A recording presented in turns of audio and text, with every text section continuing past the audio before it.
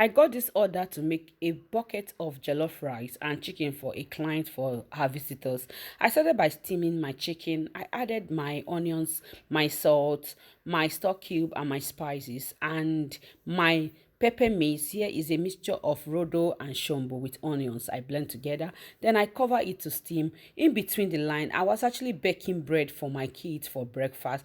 Then here the bread has proven, and I try to knead it and roll it into a pan and allow it to prove for the final baking. Here you see me rolling it. Okay, this is from actually my cake, and here I'm done rolling it. Then I cover it to rise again. Here I check my chicken, and it's actually steamed very well. The ingredient has all penetrated inside. Trust me, this is giving. Oh, and here I added water for it to cook properly. In the other way around, I soaked my rice with boiled water instead of parboiling it. Trust me, this is the best way you can cook your party jollof rice. And here the chicken has cooked properly. I separated the chicken from the stock. Okay, after doing that, I have to sieve the stock and remove all the chaff. Trust me, the ingredient has done its work. So what do? Remove the chaff from the stock. And here, this is me washing the rice after it has risen. It has soaked all those water. Then I decide to rinse it with my sieve and sieve it out. And this is me in another part of it. Okay, trying to fry the chicken. Trust me, because I normally grill my chicken, but this particular client said no, she want the chicken fried. So I fry it. After heating the oil, I fry. I hear the oil chicken has turned golden brown, which means it's fried, and I am done frying. And I went on to fry my socks. Here I did not use fresh tomato. I only use shombo, rodo, onions, and Sonia, which is one of my best tomato paste. That is what I use in making this jollof rice. If you try this, my tomato for your jollof rice, you will never go wrong, my dear. So after frying this thing, you see, I cover it. And out of those sauce, I use some to mix the chicken and the pepper mix. I use some to mix the chicken and now put it on the oven to steam down so that ingredient will penetrate inside. And this is here me introducing my rice inside the tomato that I fried. I try to mix everything properly and before I add the stock. Trust me, when you're making jollof fry, don't add too much water.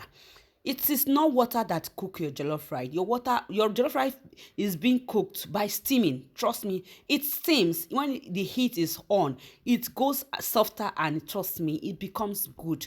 And this is the enough water I put for this paint of 1 pint of rice on this thing.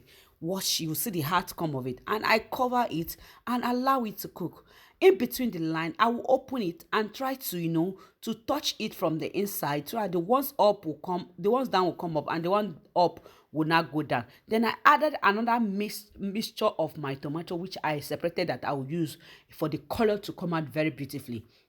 Then here I check on my chicken on the oven. Where you see how it is looking. It is looking so sweet and spontaneous. If you test this chicken, trust me, you will never go wrong in making oyoyo your kitchen plug. Then at this point, I added onions to it for more flavor and put it back on the oven while the rice is there steaming. Here I check my rice. See the rice now. See as rice they be. Rice has turned to something else. Rice is now like it is jollofing. Trust me. And that rice, at that point, I added butter. I did not show where I add butter. Then I cover it again and I allow it. And here I was separating the chicken, putting it inside the cooler for my client because she got a cooler for me to package everything for her. Oh Lord, see, you see how this place inside this kitchen. If you come here, there is no way you will say no to this kitchen. Trust me. See the chicken how it's looking now. It's giving. And here I try to check the rice because I cover with a clay thing and I open it. Trust me, guys. If you see this smell in this kitchen, oh my God. Oh, kitchen. You are doing well. You are doing well. If you have not patronized my kitchen, if you haven't patronized me, what are you waiting for? Okay, on this 3 days mega trade fair, which is coming up, try to come and patronize us. Thank you.